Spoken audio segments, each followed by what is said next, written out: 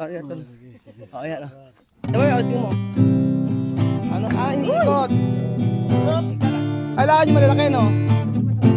Ay, mga matataba. Ito, pwede ito. Iniikot siya. Magandang araw po sa inyong lahat, mga amigo. Good morning. Good morning, Belgium. How are you? Fine. Ayan sa. Asa ka galing? Kinatik siya, mame. Naglilinis pa. Paglulutuin ko pa si siya, mame.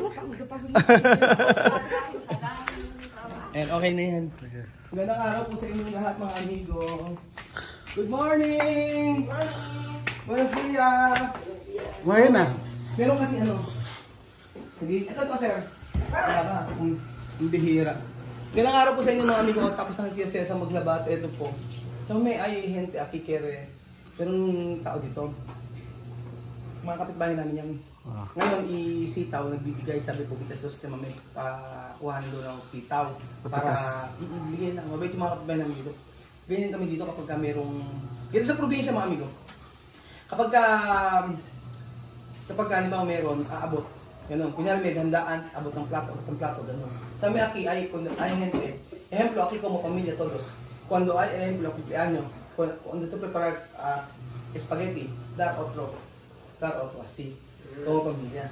Hay gente aquí, decir, vamos a coger judías verde. Gratis. Sí, después vamos a cocinar. May bibigay kasi sabi ko kay mama, dito ako parang pamilya. Kapag kami birthday yan, bibigyan ng pasit o spaghetti, ganyan. Tapos kapag may mga tanim, kasi may mga tanim dito kanina, sabi nga ni Tate Bongbong, ano daw, kung gusto namin kumuha daw kami kasi marami na. Pinamimigay na rin daw. Lagi na, Chomay, bawas ako yan. 2 days verde. Tapos yung bawas ako sila. Luto natin yung sitang bibigay. Chomay, vamos! Después. Naglilinis pa si CSS eh. Después, bawas ako sila 2 days verde. Kaya na. Magluto tayo ng mga amigo ko tayo ng sitaw. 2 days verde ang tawag sa ano. Chomay, vamos! Dahil marami. Tapos pag kaya iluto na lang din natin. Mabait nga yung mabait yung mga tao dito. Bahay dito. Oo, hindi. Kaya nga dito, totoo lang gusto ko talaga dito tumira. Kasi nga dito ako lumaki sa lugar na to. Kaya yung mga tao dito kakilala ko talaga lahat. Parang pamilya namin. Kasi pag may Pasko, mga ganyan, may talagang Christmas party. Kaya nga naghahanap ng dito. Baka dito na kami mag-stay. Sila siya mamit, palit kami ng bahay. Eh, vamos! Bako sa kanya. Vamos sa Kohera, Julias Verde. Bawas. Naglilinis pa si Tia Cesa, mga amigo. Sige na. Dami nyo naman siya mami. Bango. Dito pa niya ginagawa. Sana yung sinabi. So, ayun pa mga amigo, tayo mamitas ng libreng merong ginawa ang ating meron pong sinabi ang ating kapitbahay na mamitas tayo ng sitaw. So, pamimigay lang 'yon, yung para naman siyempre tatanggihan pa ba? Choose pa ba? Libre na yun. Bigay na, parang parang halian tayo. Tama! Aga naman siya mamimitas ng Halika na, baka mamaya umalis na 'yon. Yung bongbong. Ang nanay niya ay si ang anak niya si Michelle, tapos yung pamangkin niya yun yung dating kinaibigan. Halika na, tsaka mo solo aki, no lejos. Yo no tenía placa. Ya gusto bro. Oh, deka. No problema. Wala akong sa sound. Ay ako kasi mas maganda. Ano? Paglagay ako ng headset. Sige nga. Ano yun? Bawas. Palanggana. Oh. Plak po. Sige. Wala siya palanggana. Kumuha ng panggana. Ayan po si Chicha Mami magdanakaw po ng sitaw. Nakaw talaga. Kailang. Vamos a coger Judías verdes. sitaw. Sitaw. Vamos a coger sitaw. Kumuha po tayo sitaw mga amigo. Atay bongbong. Bongbong. Hindi lang. Ano ito ba? Michelle. Asa na ba? Asa na binibigay mong sitaw? Asan na yung si Tatay Bongbong? Halika na. Sayang naman yung sitaw na ibibigay mo, choosy pa ba? Mailuto tapos patitikimin ko kayo. Halika doon. Ano ba si Tatay Bongbong? Tsama nga, baka. Halika na. Oh. Saan ba kukuha? Kukuha ng ano? Sitaw. Halika rito. Hello po. Asan naman yung sitaw na ibibigay nyo? Ha? Asan yung sitaw na ibibigay mo? Ano ba ginagawa nyo dyan? Dito kayo kumakain? Hindi, umuwi. Hindi na ako. Paano ba? Diyan mami, oh. Paano bang manguha ng sitaw? Hahablot lang. Iniikot? Hindi pwedeng gunteng. Tsama, entra dentro. Oh, pasok ka rin, Jose. Para maturuan ako kumuha ng sitaw. Ang alam na kasing kunin ni Chamami, ano lang. Ayan. Ayan. Tsama, tingin mo. Ano? Iniikot. Kailangan nyo malalaki, no? Ay, mga matataba. Ito, pwede ito. Ito. Iniikot siya. Bakit hindi pwedeng ganunin? Oo, pag pinilipit.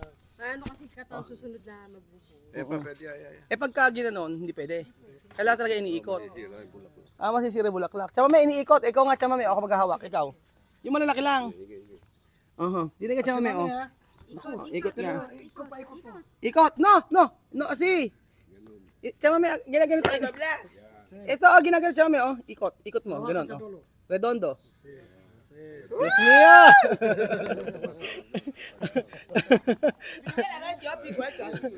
First time ni Tia Cesa, kumuha ng sitaw.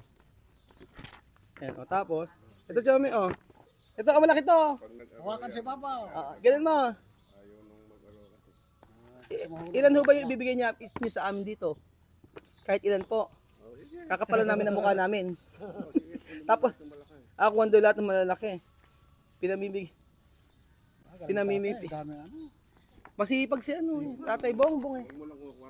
Ano? Paano po? Pilipit lang. Palipit ako dalawahin kasi. Ay, magano po muna kayo, maglinis muna kayo. Bahala na po kami sa pinaghirapan ninyo. Yun, dito isa-isahin mo. Kasi mahulog yung... Bahala na po kayo sa kasi ano pa, libre na po. Diyan mami, kuhin. So gratis. Fresco. Vamos a preparar esto con baboy, kung baboy siya mami. Kung baboy. Adobo. Oo. Adobo sitaw. No mucho agua, no agua. Adobo. Con salsa. Si. Por Dios. So ayan po mga amigo, magluluto tayo ng maraming sitaw. Ay, di pala iikot. Sige, ikutin natin. Ay, iniikot pala. Masisira pag hindi inikot. Kasi may bulaklak yun sa bulaklak yan. Okay. Oo nga, iniikot. So ayan pa mga amigo, nawalan po ng sounds yung aming microphone. Nagkaroon naman ng problema yung microphone ko. Kaya po, i-voice over ko na lang.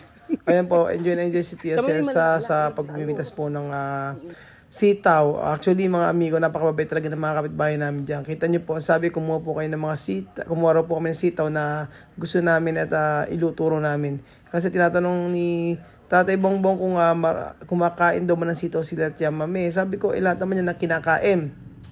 Hindi nga lang talaga mahilig sa gulay, pero kumakain naman sila. At saka, kung ano niluto ng Chamame, yun yung kakain ng mga bata. Wala silang choice. Kasi ayaw ng Chamame na magluluto siya, tapos hindi kakain ng mga bata.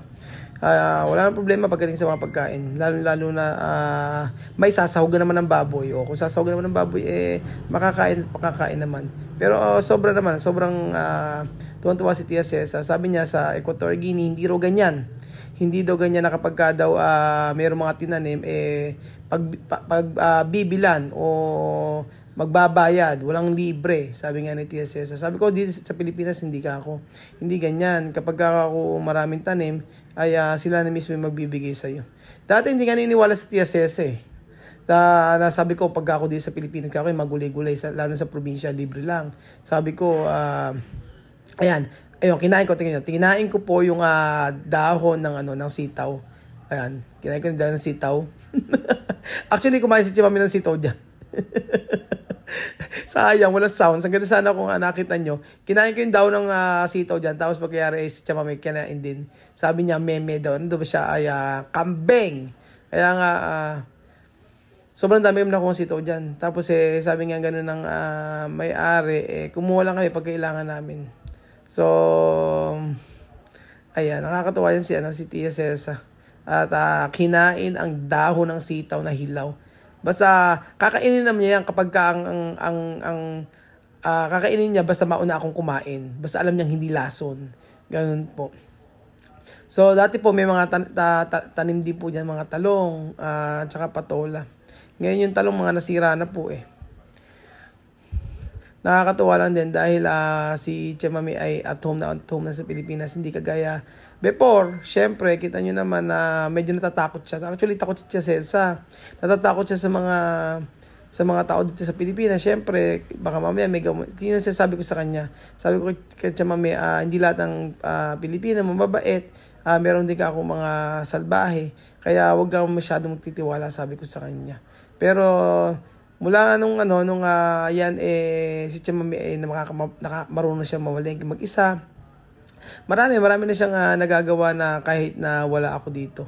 So, ang mahalaga po ay alam ko kung saan siya pupunta. Minsan may message naman yan Pero naman yan sasabihin niya ay pupunta siya sa palengke o minsan ay magugulat ka na lang at may uwi na kung ano-ano. So, ayun po mga kababayan ko, at least naipakita natin kay Tia Cesa na may mga Pilipino at may mga Pilipino pa rin na talagang mabait. So, yung time na yan, nakikipag-chismisan po ako mga amigo. Kasi, kausap ko po yung presidente dati ng subdivision. Siya raw hindi na presidente ngayon dyan at ayaw na raw niya maging presidente. Pero may na-donate naman daw po siya.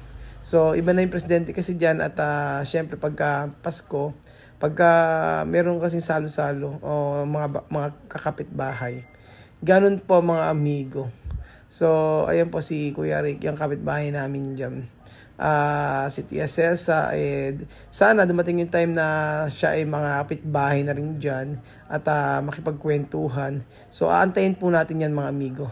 Aantayin natin na si Tia Cesa at kanyang mga anak ay talagang okay na sa Pilipinas. At kaya na mamumuhay kahit si Kuya Raul ay malayo. Yun po ang importante mga amigo. Mabuhay sila kahit po wala si Kuya Raul at walang mag-guide sa kanila. Yun ang inaantay po natin mga amigo. So ayan, wala pang tigil sa pagkuha ng sitaw si Kuya Raul at saka si Tia Cesa. So sayang lang ang ating video na yan kasi ang dami kong mga sinabi dyan. Sayang, nakakatawa pa naman. And then ayan po si Tia Cesa, sabi niya, pilit akong sinasabi na wag daw ako munang kumuha ng sitaw, tama na daw at hindi ko naman daw yan lupa. Sabi nga ng Tia Cesa, sabi ko nga sa kanya, don't worry ka ako, Chamami, hindi porket sinabi na libre ay hindi ko na sila bibigyan. So babayaran ko pa rin ako yung sitaw na yan, sabi ko sa kanya. At nahihiya din naman syempre ko. Pinaghirapan ng ilang buwan. Tapos pagkayari ay kami lang ang kukuha at hindi magbabayad. Nakakahiya. And then ayan, ang sitaw po, ang daw ng sitaw po mga amigo dito sa amin ay kinakain. Yung talbos po niyan, kinakain po ng sitaw. Masarap din po yan. Kaya pwede niyo rin pong i-try. So, ayun po mga kababayan ko. Yan po ang aming ginawa ngayong araw. Ang kumuha ng sitaw and then iluluto po namin yan. Salamat po kay Tatay Bongbong at sa kanyang asawa at kay Ate Michelle na na anak ni Tatay Bongbong. So, thank you so much po mga kababayan ko. At masaya kami na kami ay nanguha ng sitaw. At abangan niyo po mga amigo at kami ay magluluto ng sitaw. Sarap nito, adobo, tapos may sahog. Kung hindi pata ng baboy ay masarap dito ay liempo. Ayun po mga amigo. So tapos na po ang ating video. Maraming salamat po. At ang sabi nga ni Tia Cesa ay ito daw ay sitaw. Sitaw de Pilipino. Ano yan? Hindi ko naunawaan. Happy si Tia Cesa.